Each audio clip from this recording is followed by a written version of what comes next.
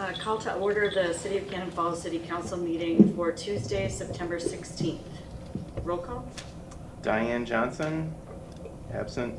Zimmerman? Here. Chad Johnson? Here. Jepson? Here. Novak? Here. Cronenberger? Here. Montgomery, absent. We'll stand for the Pledge of Allegiance. To the flag of the United States of America and to the republic for which it stands, one nation, under God, indivisible, with liberty and justice for all. Okay, I'll take a motion to approve the agenda. Motion? Second. Motion by Lisa, second by Chris. All in favor? Aye. Opposed? Carries. Okay, that brings us to public input. Public input is intended to afford the public an opportunity to address concerns to the City Council. The public input will be no longer than 30 minutes in total length, and each speaker will have no more than 3 minutes to speak. Speakers may address topics relevant to the governance of the city. Speakers must sign up in advance and must provide their name, address, and the topic they intend to address. Comments must be on topic, respectful, pertinent to city business, and adhere to the applicable data privacy rules.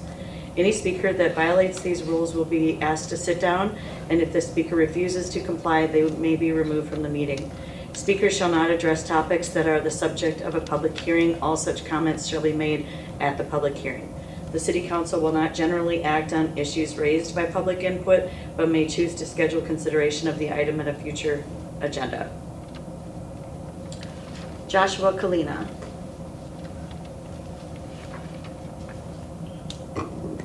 Good evening, council members, members of the community, and guests. My name is Joshua Kalina. I'm a representative for Iron Workers Local 512. I'm a business agent, and I'm here on behalf of my members that live in your community. And I would like to speak in favor of the tract data center proposals. This work brings a future investment to your guys' community, as you all will probably know. Our members benefit by high-paying jobs, living wages. It creates a curiosity in young people in the community as well when they see a big project like this come to town. And we all talk about labor and labor shortages. And I remember the school being built in my town when I was a kid, and I was in awe of the cranes there and everything else, and it was pretty spectacular. And part of the reason that I kind of went the direction I did in my path, it opens up jobs for apprenticeship and growth inside of the community as well, you know, in the tax base and things like that. Another hidden piece of this is the future investment in this. Several projects of these I know about in my area and around our northern region. These things can stretch for multiple years on end, bringing new opportunities for new tax bases and things like that into the community. One such project in Des Moines, very similar to this, has been worked on for 10 years straight. One of the first major hyperscale data centers in the United States. Local 67 as members work on that project for 10 straight years. So it's a great investment into the community, and we do things to the highest, safest level, and that's what we bring to the table. I would hope as this thing moves forward, you may see my face in here a couple more times on behalf of the members I have living in your community, but I appreciate your consideration and favor for this project. Thank you. Thank you. Tim Damer.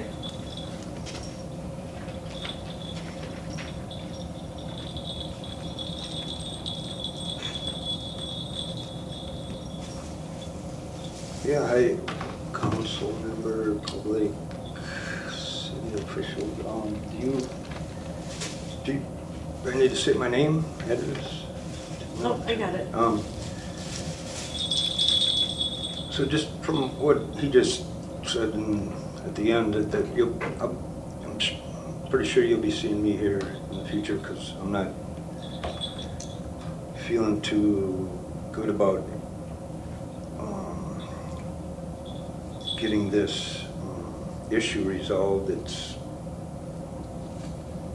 I believe many people would agree with me, it's pertinent to the city. It's partly regarding the public library, and the topic that's relevant to the governance of the city is the just total disregard, disdain,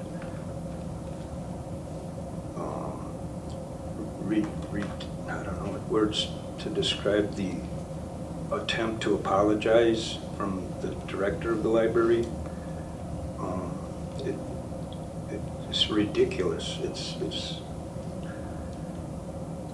so. And then encounter I had just yesterday with police force that I will be bringing up at next council meeting. But like it says here, you generally will not act.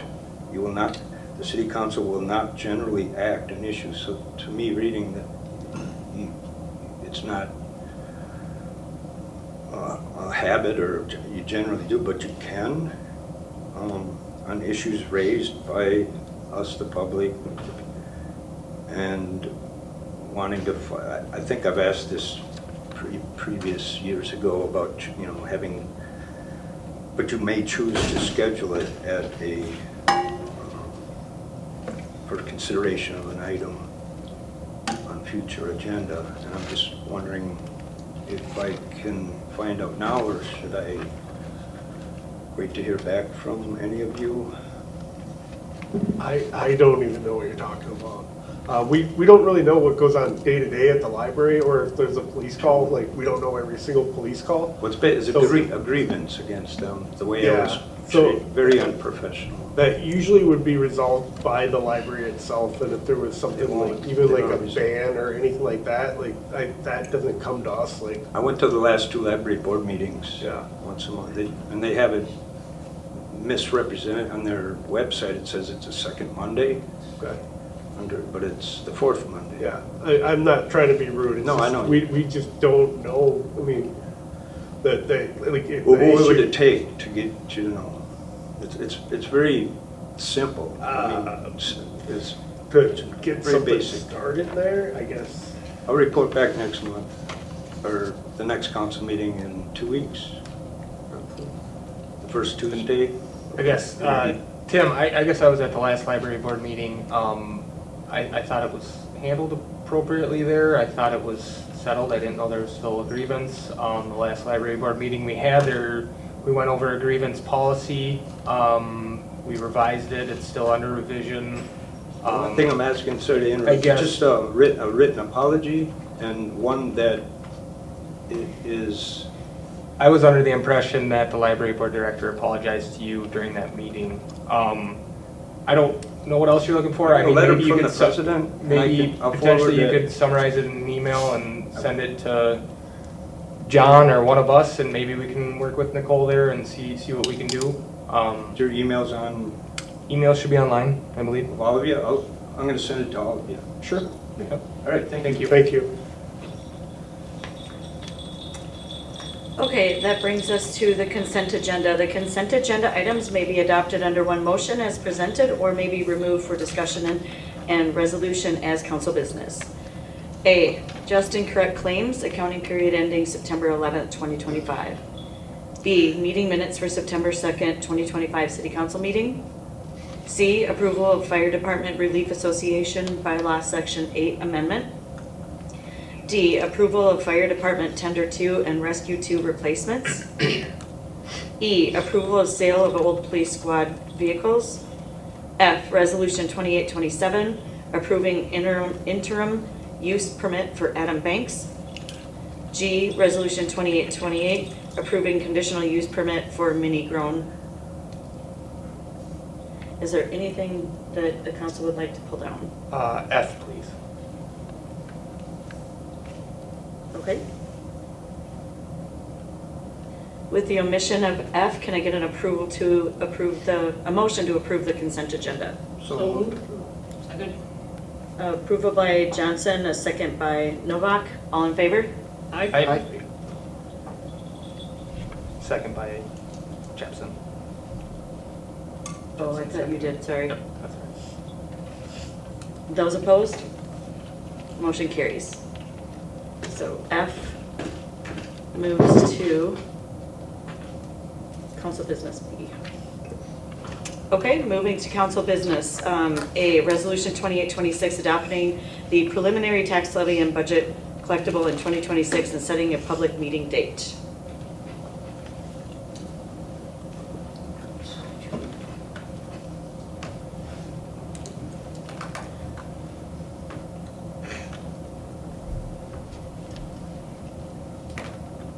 All right, thank you, council and members of the public. So last Wednesday, we had a special work session, and that should have been changed. We had a special work session with the council to discuss the budget plan for next year. I'm just going to pull up the one from the packet. I have a couple slides to add at the end.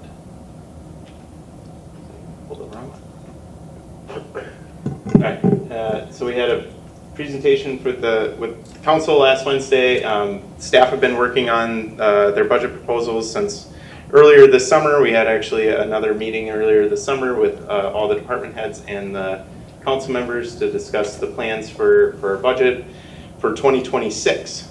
So a few highlights, and since this is my first budget and I've had experience in other communities working on these before, just wanted to highlight a few of the financial status. That I really do believe that the city of Cannon Falls is in a really strong financial position. We have very adequate reserves in many of our fund balances. We meet or exceed our fund balance policies in a lot of places in our operations.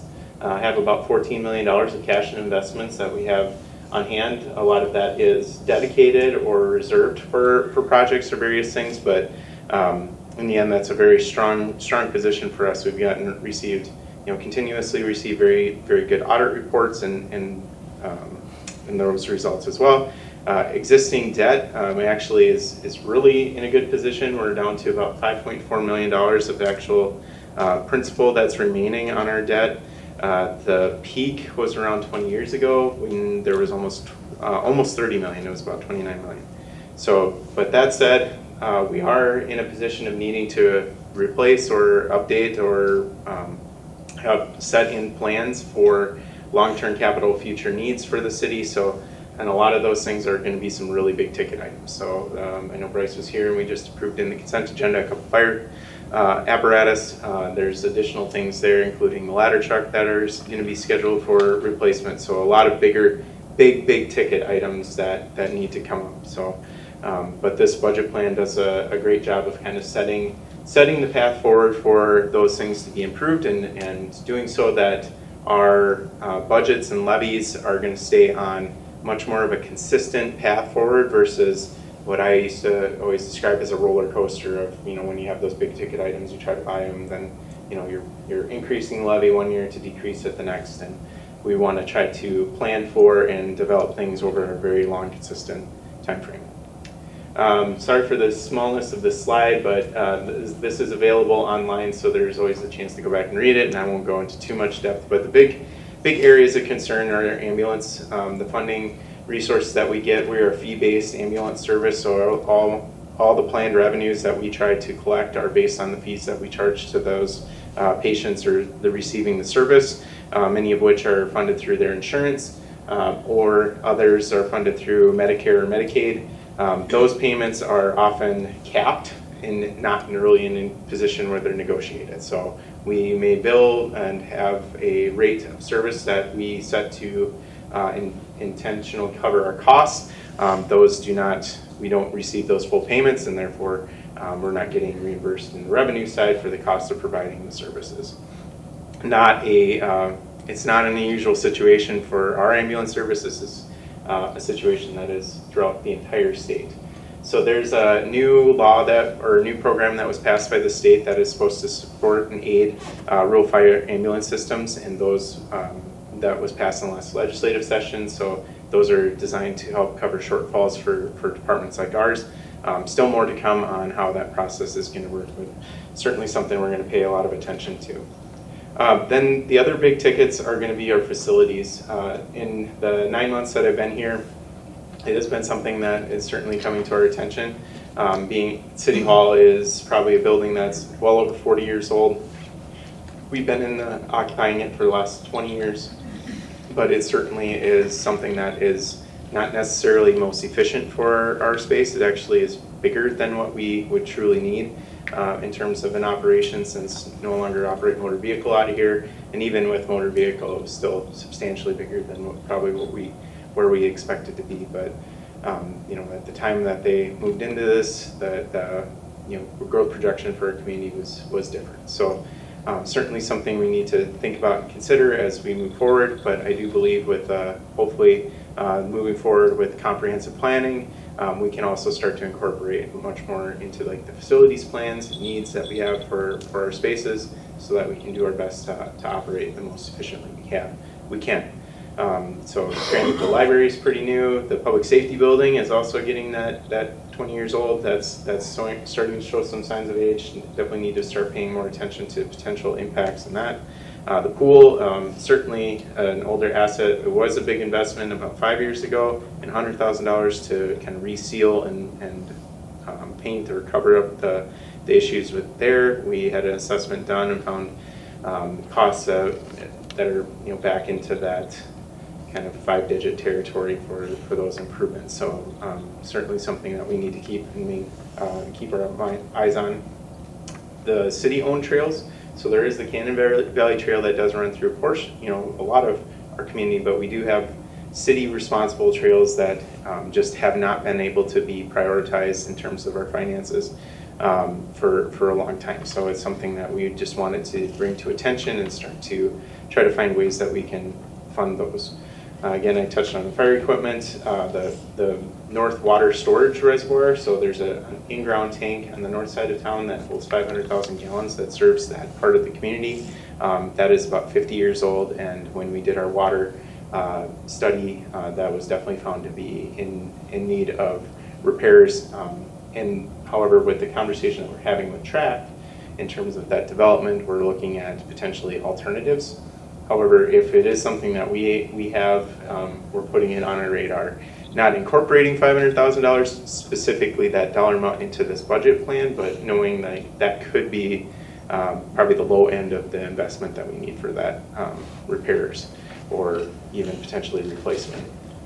And then the underground infrastructure. About 10 years ago, there was a wide 10-year street improvement plan.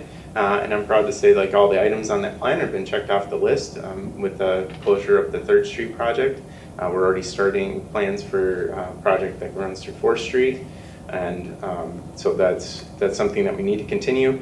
And again, with the comp plan, something likely we'd be working towards developing another long-range plan for those assets. So in the preliminary budget, just for context, we do need to approve it by the September 30th every year for the state statute, and we have to set our final levy date. And I do know that the mayor has a conflict for the first meeting of December, so it is requested to move that to the 2nd meeting, but that will meet the statutory requirements before the end of the year. And then one other important element for this is that when, in my practice, working in cities in Minnesota, this preliminary levy that we sets the ceiling for the tax levy for the next year. It is the highest that it's going to be.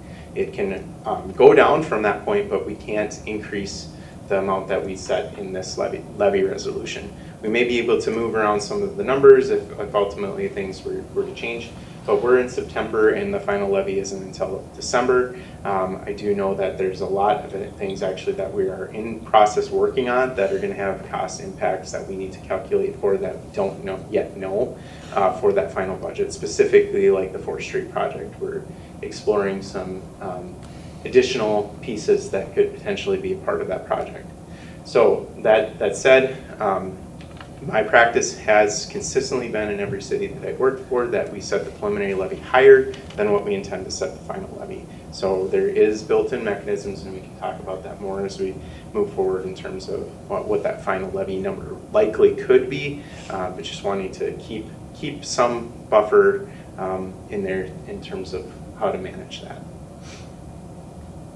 So and then just quick aside, the budget's made up of a few different areas. So there's 3 different funds: the general fund, the special revenue fund, and the enterprise fund. They operate slightly differently in terms of how their revenues come in. and what their operations are. So general fund is kind of the catch-all for everything. So that's the administrative finance, it's you all in the council, police, fire. Then it's all the kind of public works related to the streets, the parks and rec services that we provide, and then some other planning and zoning services and other contracts that we have. And then finally with the miscellaneous things that we have in terms of partners, community partners that we have, like the chamber and the museum, and then transfers that we make out for capital improvements that come from the general fund. On the special revenue side, you have the library and the fire department operations are the two big players in that. But then there's also the recycling fund, the cable fund, and then all of the old debt service or TIF funds or capital improvement funds that we have that we take those transferred monies and then buy the major equipment as we have the funds available to do so. And then the enterprise is their water, wastewater, storms, sewer, and ambulance. So these are the fee-based services that we have. So fee-based in terms of utility bills for water, wastewater, and storm, in the user rates that we have for consumption fees, and then ambulance and the rates that we charge for those receiving the services. The primary funds from special and the core special ones and then the general fund mostly come from property taxes, and then in the general fund we have three kind of big sources of dollars that count for about 88% of the total revenue, and that's from our property taxes, the payment in lieu of tax that we receive from Invenergy per that agreement, and then local government aid that comes from the state. That's a general purpose aid that comes from the state. So when you are accounting for the budget, those are the big things that come. We have some other fees like liquor licenses and other permit fees that we receive, some other state aid dollars that come in, and then the transfers that we make from other funds for services provided from general fund employees or contracts. One critical element, and I could go on property taxes for a very long time, but property taxes in Minnesota are very complicated. So if you're just trying to think, oh well, my home's valued at $200,000 and a business is valued at $200,000, what their tax in terms of their final tax bill is not the same, because the state mandates that there's a net tax capacity calculation that goes on to different types of property, and that can change based on its use, based on its valuation. It tries to build in fairness for lower valued properties versus higher valued properties, but it also makes things very complicated. So it's not as simple as, oh, well, it's going up this much, so expect it to go up that same percentage for next year. I'll explain kind of more of that at the end. Again, special revenues, went into those details. One other big thing would be the EDA. So you'll see in the budget some big dollars coming in and out of that EDA. That is primarily for the Hardwood Estates project. So that's going to be the project that we're going to spend the money on with the contractors, and then receive the payments for the lot sales throughout the course of next year. And then on the enterprise funds, we're not proposing any changes to the rates. We're going to leave them flat.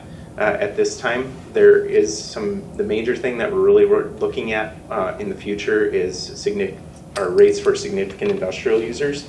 So these are the ones that are usually industries that use a lot of water and send back a lot of sewer, so the wastewater that we treat for.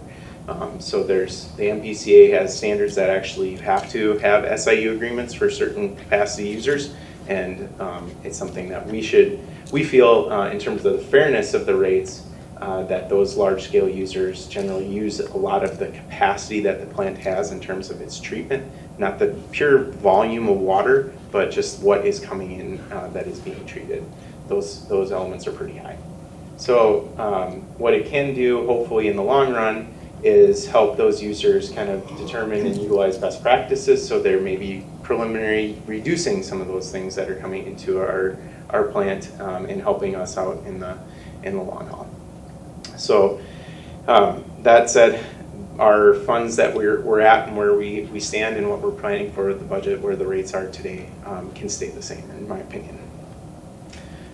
For those expenses, kind of the big areas that we have on the general side are about 50% of our costs are built into just the staff costs. So the wages, benefits, and other insurances that we pay for staffing our employees.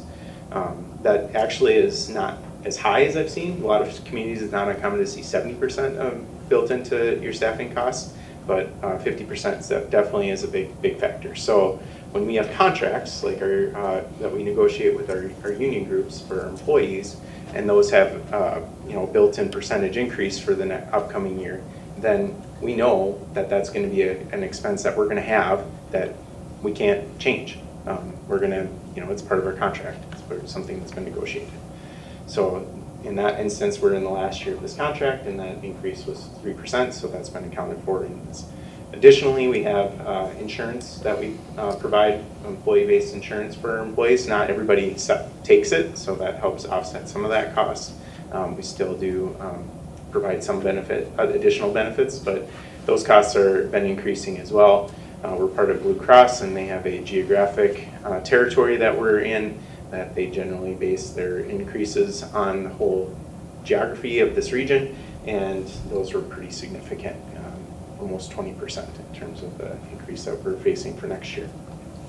But the three kind of big totals of costs in the general fund are the police budget, the administration and finance and planning, and then the public works, streets, parks, rec, as I explained. Those account for most of those expenses in the general fund budget, which next year in this preliminary is proposed at $5.2 million. Again, very detailed and I kind of touched on a lot of this in the special revenues. But one item that I do want to highlight in this slide is the discussion about the fire trucks. So in the past, the capital equipment fund for fire was, those transfer dollars came from our general fund, Fund 100. We have a fire operations fund called Fund 232, and we could, what I'm doing is actually moving that transfer from the general fund over to the fire fund. But both funds are primarily funded through property tax levy. So it's not necessarily changing the bottom line. It will make the fire look bigger for this 1 year, but that's the reason why. That's the sole reason why it's looking like a large increase when you look at the bottom line, because we're moving that transfer more in line with where it's supposed to be. For me, that adds transparency. Debt service. So on the debt service side, they actually have a pretty positive thing for us over the years, and because we've been paying off our debt through the debt service schedules that we've had, and we've had some really good practices in doing that in the past. Those funds have actually built up somewhat of a cash reserve because we get a lot of prepaid assessments, street assessments. We have some higher interest earnings that we've been experiencing for the last couple of years, and we've had a refunding bond that actually pulled in resources from those bonds that had closed out to this fund. So we actually have enough excess cash in those funds that we can utilize to offset and lower both the levy contributions that they need to make as well as the utility contributions that they need to make. So that for us is actually a really good thing, where that's going to help on the utility side, definitely helps offset any rate increases that might otherwise be needed, and then definitely on the general fund side helps to offset any of those expenses that are beyond our control. Similarly, again, with the ambulance, just something that we're struggling with, but one other item that we're going to looking to implement is going to a leased plan with Stryker for our major medical equipment, our life-saving medical equipment that goes on the ambulances. All of it is mobile. It goes from the cots to a Lucas device that handles the automated CPR, the monitors that are part of it.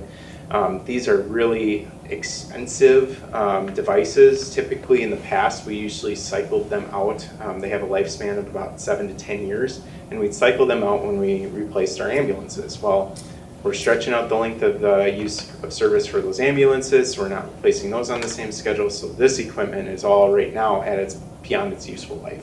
So Stryker is really encouraging us and providing us a bit of an incentive at this time, if we can take advantage of it, to trade in that old equipment and get new, because for them they provide great equipment. It's very effective. We've had very good use with it. No problems that we can speak to, but they only have a certain year of service and useful life that they plan for. So they're beyond that, or reaching the time that they're going to be beyond that, and they don't want to see equipment out in the field, even if it's working, that they're not servicing. So that's why they're providing us this, and they're not solely doing lease agreements. We could purchase it outright. We can do various different styles of lease agreements, but based on what I've seen and proposed and talking to our ambulance department, this would be a really effective and cost-saving measure for us. If we follow through with our same plan of replacement, it's anywhere from $18,000 to $30,000 a year that we're going to be saving just by moving to this lease plan. Then a quick aside on the ambulance, still trying to get the remount back. We're dealing with an issue with the electrical systems and how that needs to be set up by its provider, who is not the one that did the remount. And they're having some technical difficulties in allowing a certified user to do that. So sounds like we're in works with the vendor to get that repair done, but it's based on their schedule availability, so we haven't yet gotten an answer to when it's going to be available to be addressed before it can come back to us. And then again, touched on the water, sewer, storm. All those are really close with previous years. We aren't seeing much for increases on that side, other than the things that we could anticipate with wages and other costs that normally go up. And then the capital improvement funds, we're trying to build in those plans for replacement. So again, on the back to the first slide where we talked about our cash and investments that we have. We do have some built-up reserves, and now I think is the time that we look at starting to utilize them. So we're having those conversations with our auditors about how to utilize those reserve dollars, put them into play in a wise fashion, so that it's not just, we spend it all just on the sake of lowering our costs, and then we're put ourselves in a risky position. It's to try to do it smartly so that it can offset and put us on the track that we want, so that we're in a kind of affordable, much more affordable long-range plan for those major improvements that we need. So that, again, lines with those capital improvement plans. Certainly can dive deeper into that at a later time. So in this budget, what we're requesting for the levy is based on the staff proposals and evaluations that I had made based on our contracts, the things that we do know, and a lot of things that we're anticipating, we believe, and where they would be. But I would say the big kind of operational changes that have an impact to this, on the staffing side for administration, we've been running very lean in terms of our overall staff. We've been doing great with that because they're so well experienced and seasoned, and we've unfortunately had some really good recruitment in that, and Izzy. So we're, in terms of the workload, we're getting things done, but in the long range and sustainability plan that I would see for any organization, I do believe there's a need for additional staff in the admin. Figuring out exactly where that position is going to land and what they're going to do is still something that we need to talk about, but we wanted to kind of get that on the radar, that it's something we want to incorporate into this budget, so that is in there. So in terms of where it lands in the pay grade and scale, it's one of the lower grade capacity, and then we'd anticipate they'd start at an early step. So not a high end, department head level type position, but something certainly lower that could provide some additional support for us. Then on the PD side, we do have actually for a few years we've been operating with open space in one of our full-time in the department, and one of our full-time officers. So in evaluating that, we're looking at a couple different proposals in terms of either building back in that full-time spot and then reducing our part-time utilization, or just kind of leaving things as is and trying to balance it out by sustaining our part-time at a pretty high use of what we were doing to cover all the shifts. And a certain circumstance changed for that in our proposal, and now strictly we're just looking at asking to get that full-time reinstated, but at the opportunity to reduce those part-time hours pretty substantially, and likely causing a reduce in overtime, so long as everything stays consistent and our staff can fill schedules without any anticipated loss of time available for them. So it will put us into kind of a position where we possibly could use some part-time help to put onto the roster, but not in terms of the total number of hours that we'd be asking for in the budget. So the total impact is actually it certainly isn't the full equivalent of a full-time officer. It's much less than that, probably less than half in my opinion. But it is something that we're looking at trying to get into the plans for next year. And then on the fire department, and unfortunately Bryce had to leave, they have a training tonight and they actually had an active fire going on.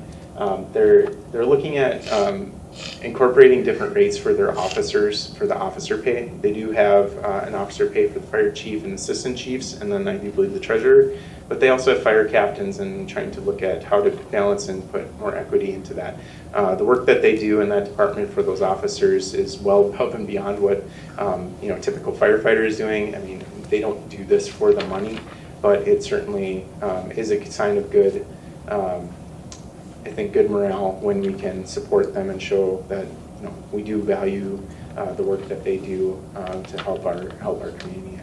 And in my experience, they've been exceptional, and I have I won't name names, but I have colleagues that their work with fire departments is never positive, or is very rarely positive.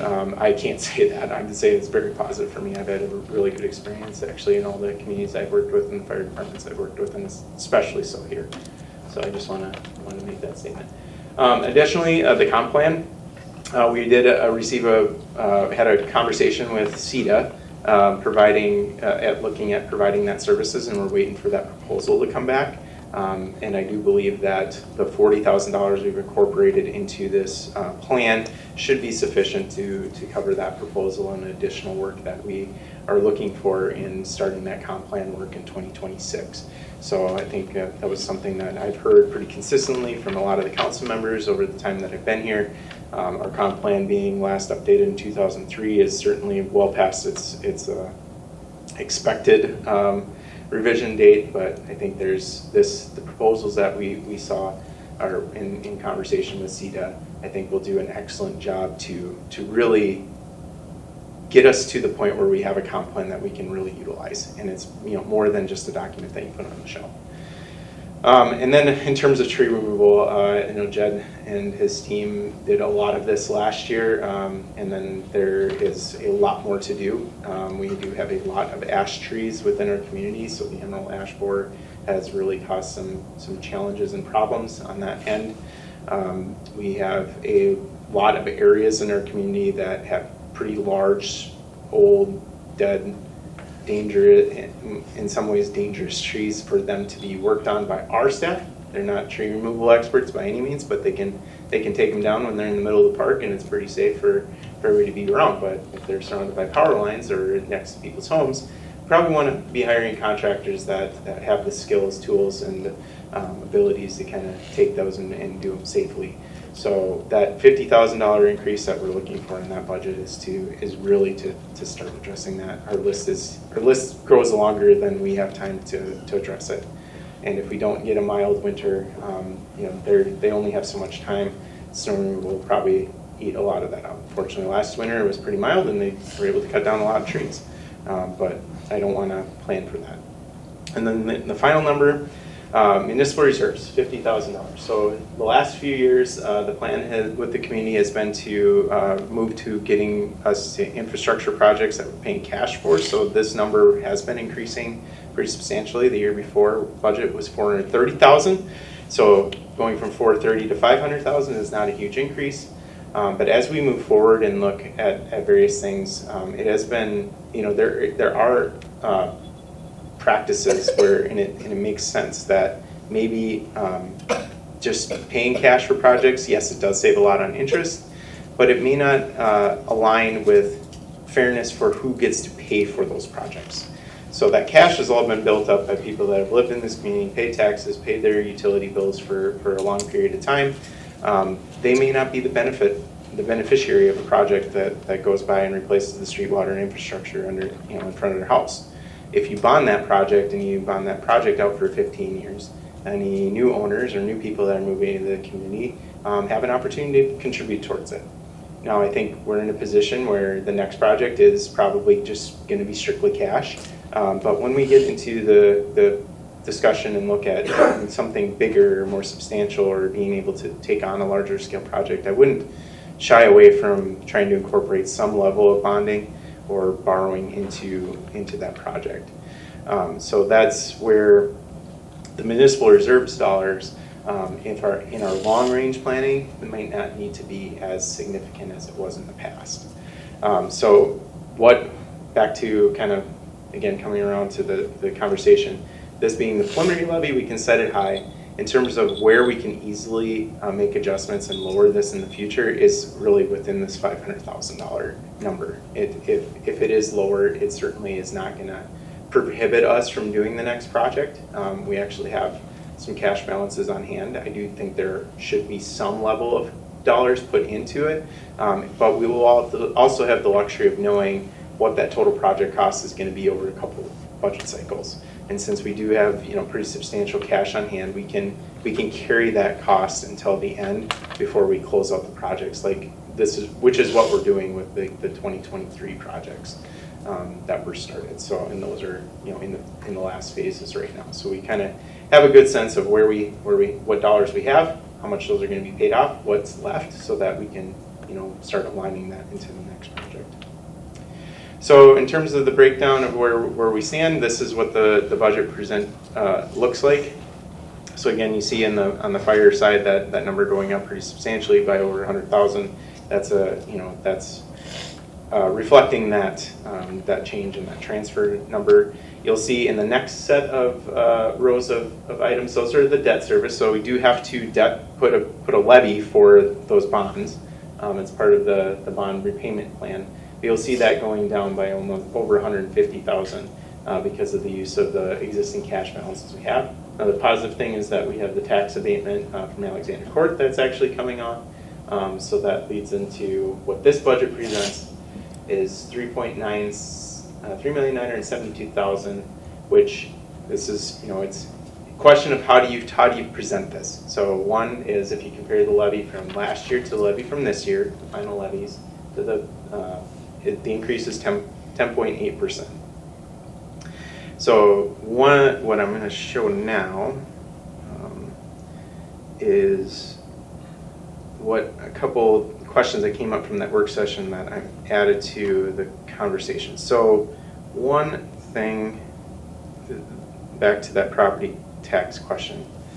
So property taxes, when you calculate them out in Minnesota, it's not just a millage rate that you set per thousand, it's these net tax capacities, and then your total net tax capacity, the total pie that you have on that, you take that and you divide it by the levy amount that you need.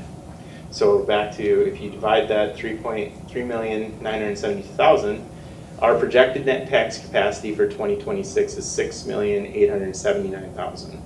So those two numbers divided is that 57.74% number. So that's the tax rate.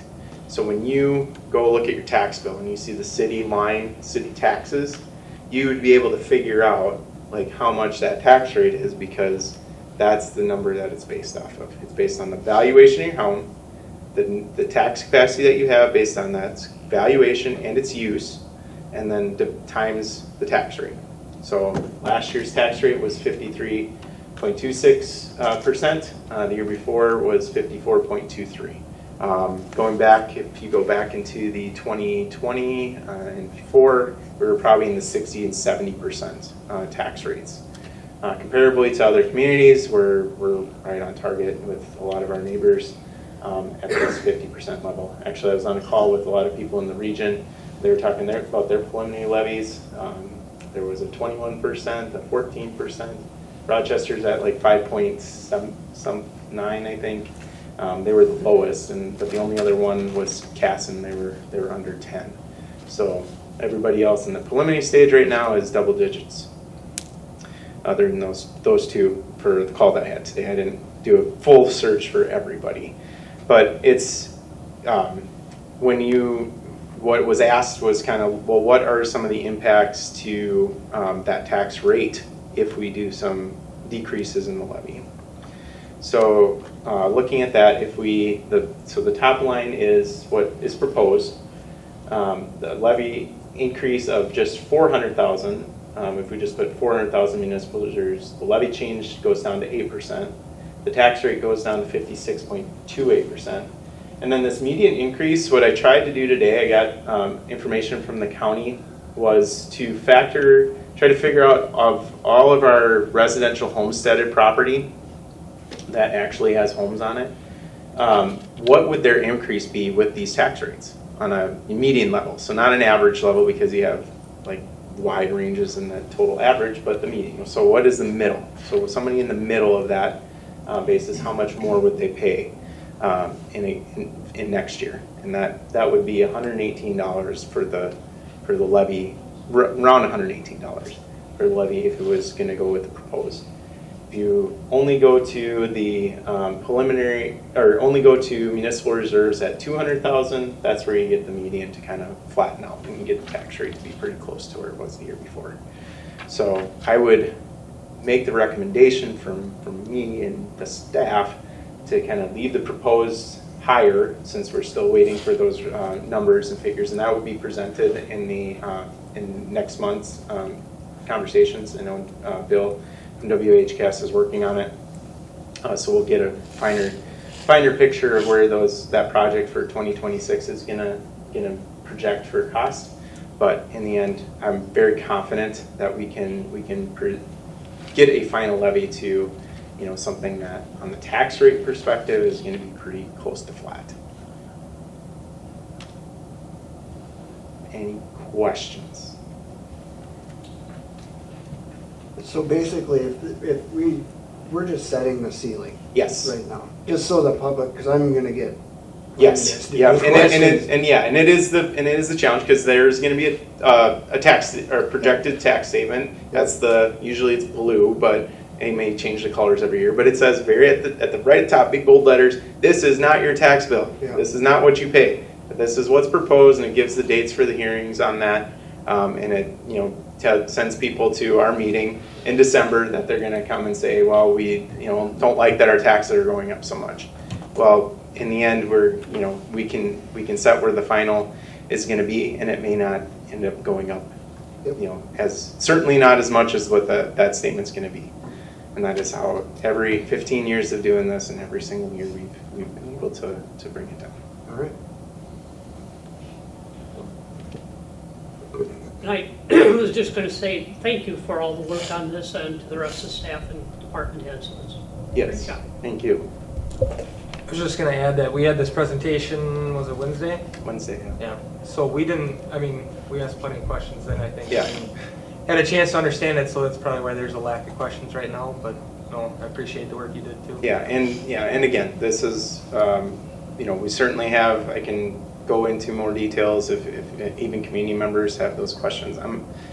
This is a part of this job that I really enjoy, so I do like helping people kind of understand how it all works. There's a lot to it. I mean, we have thousands of lines of budget items that go into this that we're evaluating. We have lots of staff that are doing their research and coming up with what those costs are going to be on the big ticket. So it's not, you could try to fine tune, comb it, and nitpick some various things, and some people like that. I try to, at this stage in the process, keep things a little more simple, kind of a little higher level terms, as we get more of those refined details as we get closer to the end of the year and get closer to that budget. Like it'll definitely come out looking much more finalized and with a little more certainty into what we have. But again, they are budget plans. They're not perfect. They cannot forecast the future to know exactly what something's going to cost. But we try to do our best to get us in the range where we can still accomplish the things that we want. And that's ultimately, I think, what I hope for as a goal to the council that makes the decision over this, is that we're aligning with what you want to provide for services and to the community members, and aligning those with what you feel is fair for them to pay for those services through their taxes and utility rates, because those are the biggest things that we have within our control. and there's a lot of things that we don't. So know that we do our best to manage the stuff that we can, but then there's a lot of factors that are just things that we do not have the final say in. So thank you.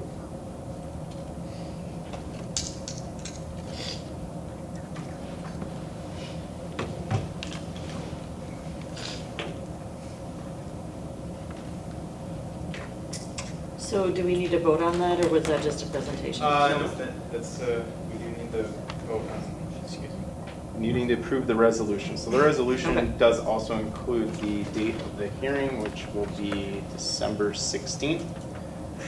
Yeah, at 6:30. I'll make a motion. Second? Okay, a motion by Chad and a second by Chris. All in favor? Aye. Those opposed? Motion carries.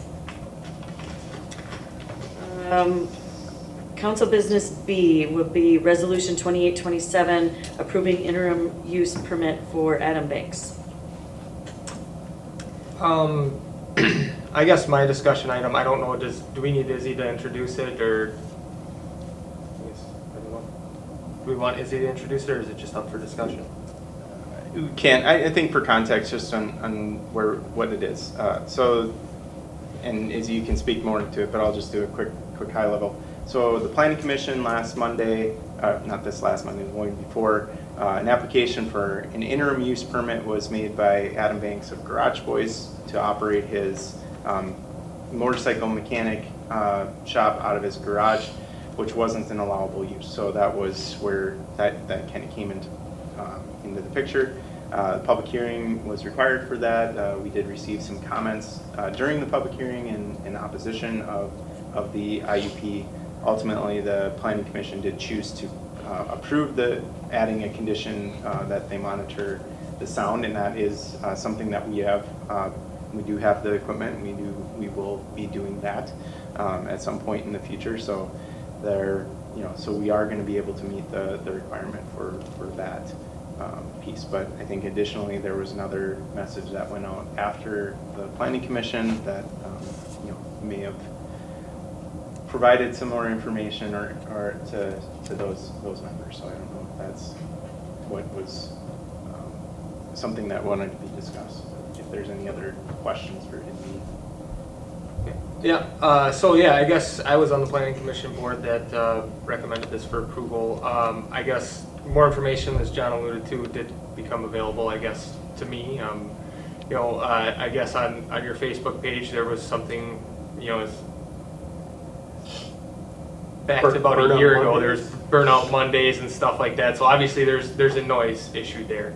So as I understand it, I just wanted to make Mr. Banks aware that if this goes through, this IUP as I understand it, if there's enough complaints, your license can be stripped to operate your business out of your home, just so you know. So part of my intention with the Planning Commission was, good luck, you can do this, I hope you do well, I hope you do it right, and, just respect your neighbors sort of deal. But they have the ability, neighbors do have the ability to lodge complaints against you, I guess, and if there's credible evidence, that can be revoked, I guess. So I just want to make you aware that if that wasn't clear on Monday, but that's a possibility, so. It was clear. Can I touch on that though? Come up and speak at the mic. I don't know if. You have the option to Yeah. take comments. Chair can ask. Yeah, yes, Okay. You want me to come up there? yes.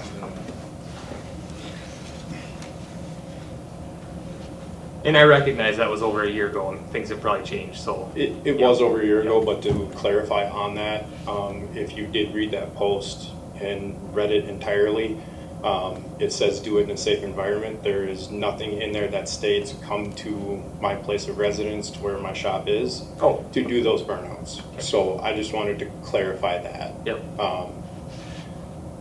Not once has that ever been an issue on my property. When it comes down to noise, I have not got any complaints personally from my neighbors. I have not had a police officer come to my door to issue complaints or say that people have been complaining.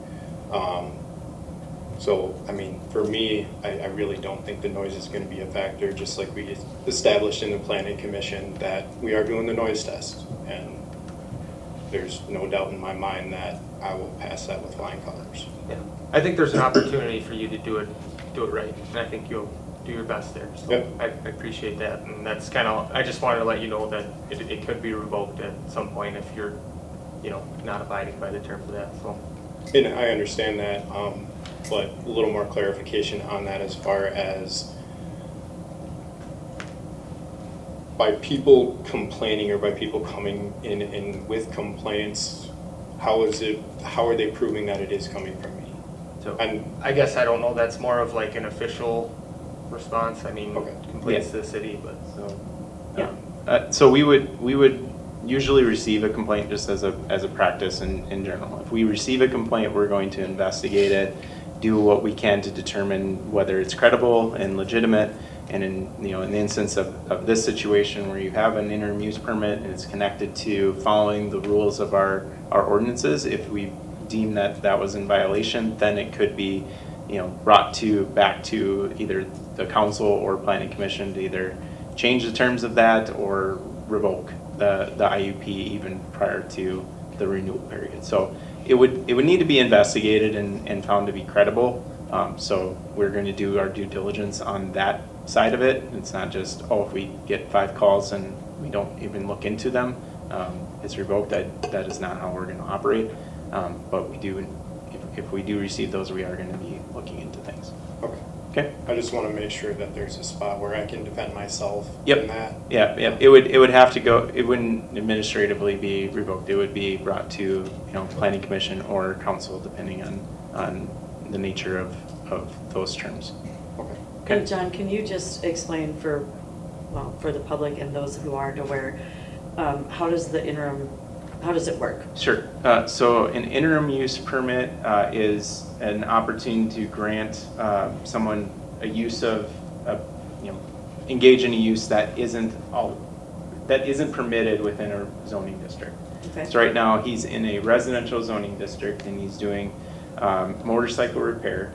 In our ordinances, we do not have motorcycle repair as a permitted use. We don't have it as a conditional use. So it's something that we do have the interim use, so that's what he applied for. And the planning commission was recommending approval for it. And if the council approves it, then he is granted that.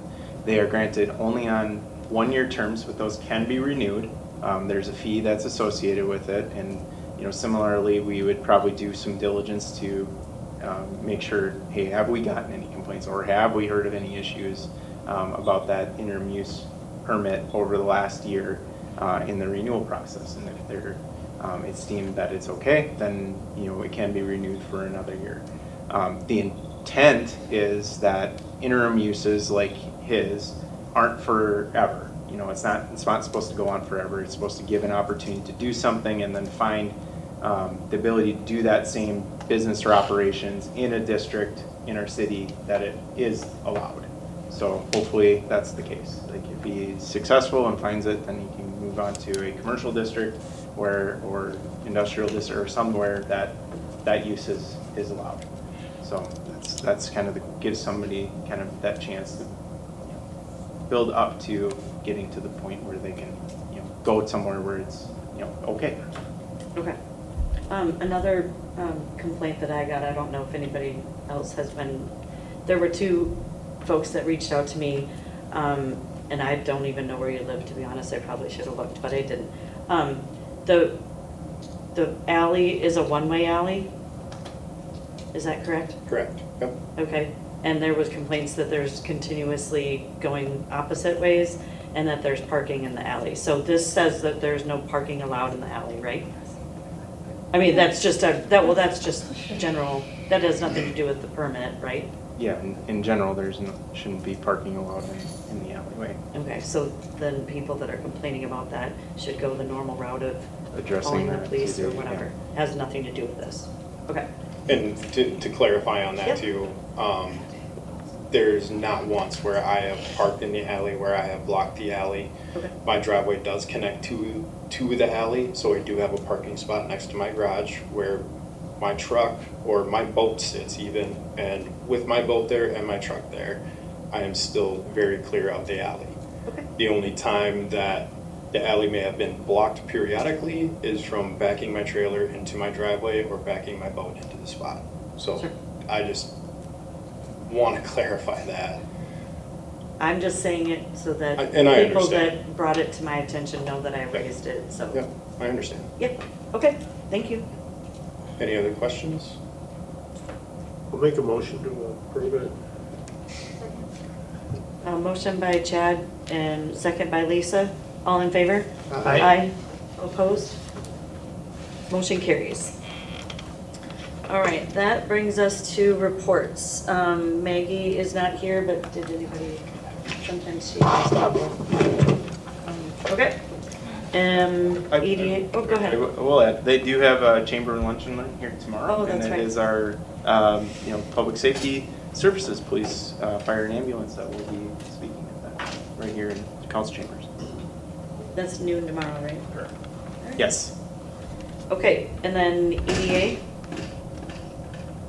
Laura's not here. I was gonna say, we did updates on Hardwood Estate and Yeah, establishing, did a lot of good work to establish the lot prices for Hardwood Estates. So we evaluated the costs that came in with the bids for the proposal, what we felt could still be market, so they end up coming in very similar in terms of the cost in the first project. I don't think any of them are significantly higher than any of the first set of lots. So hopefully, if the economy's still looking good, then those will also go pretty quickly. And then just a quick add to that, the project will be kind of completed in 2 phases. So there'll be a section of the project that'll be done earlier, weather permitting, and then another section that'll be done a little later. So hopefully that'll help to get more homes started in the construction earlier than the last one, where everything kind of had to get to a point of level of completion, not fully completed, but a level of completion so that they could start construction.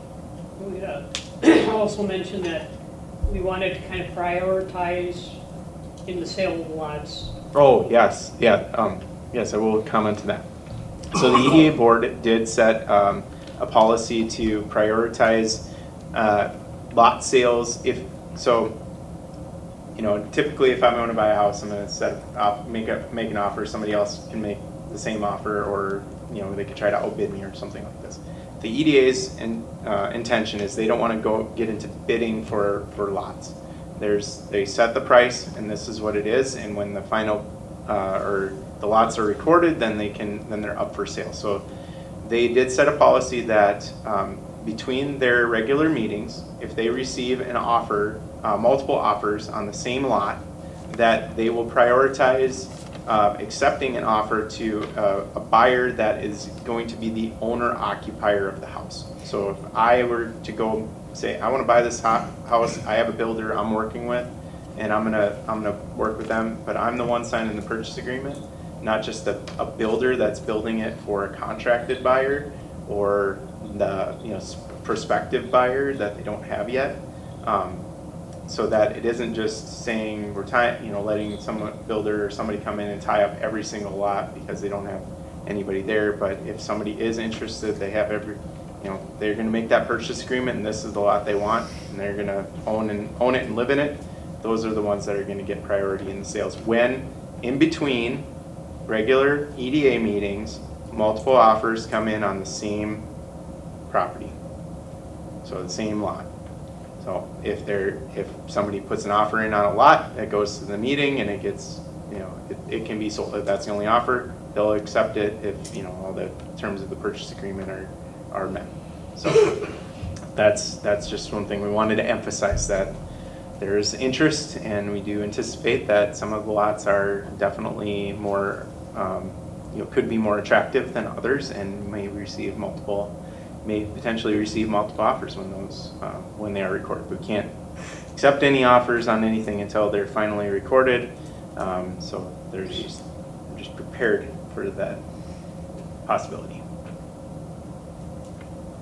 Okay. Thank you. And then the planning commission.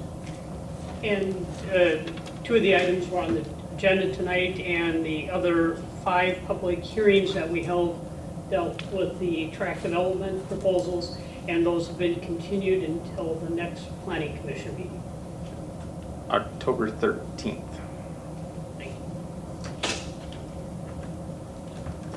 Okay. Go around, Izzy? Jed?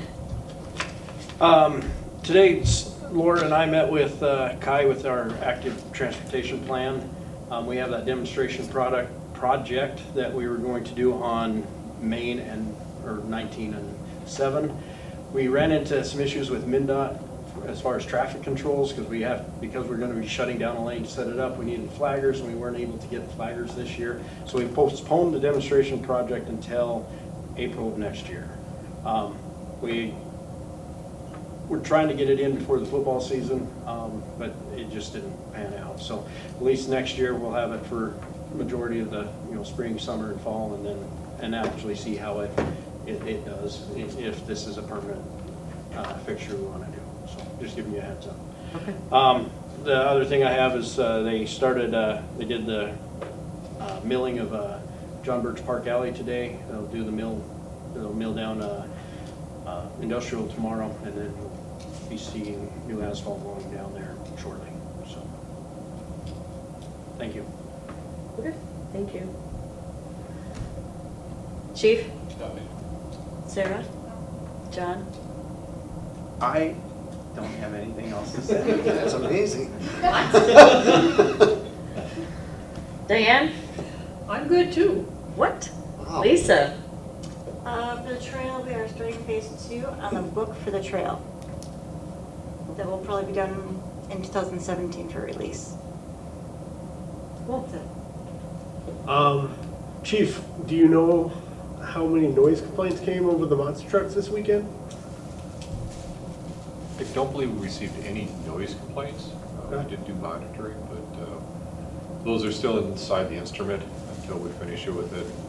The PCA processes, we won't do those findings. That's a good start. I guess I got one other thing. So part of the cable commission here, we reached out to the school because a lot of times we could get volunteers in the past. It would help do more recordings and, just volunteer. I know we got one worker here who's been doing it basically full time, any of the videos we need, and they got their start doing through the technology programs at the school. Well, I've basically been told most of that stuff has gone away. And part of the levy and maybe things in the future, more things to the school would go away. And I'm hearing that one teacher is working 6 classes, 5 of them are all different, and they got one time in between to do the prep work for all those classes. And I heard a gym teacher is teaching over 250 kids. So I don't know. Get out there, and I hope you guys can support the levy. The school hasn't asked for anything for 20 years. It's unfortunate now they're asking for what they are all at once, but there's just going to be more cuts, and there's still going to be cuts because if it passes now, it's not going to apply for another year. So that's all I got. Brian? Nothing. Chris? 2 things. Chad touched on both of them. I was just going to say, as far as I understand, so we just got our tax levy presentation here. If I understand it, the school board is doing a community information meeting presentation on the operating level this coming Monday, the 22nd, from 5 to 6. Just go take a look at it, is all I have to say. And then as far as the event at the fairgrounds, was there anything else to add, anything other than, so it just sounds like we did noise monitoring and we don't have anything to report on it yet? Yes. Okay. I had no other issues. One thing about something that was related to parking and charging for parking did come up. I came back to our police department, but I addressed that with the fair board president and assured me that that wasn't what their intent and that they're going to work through that in future events and have some clarity. And we do have, again, back to the ordinance proposal, getting that to the final thing. So now, again, with this event, kind of opened up some items that maybe we want to consider, but we're very close. Thank you. Okay, with that, I'll take a motion to adjourn. So moved. Motion by Ryan, a second by Diane. All in favor? Aye. Opposed? Motion carries.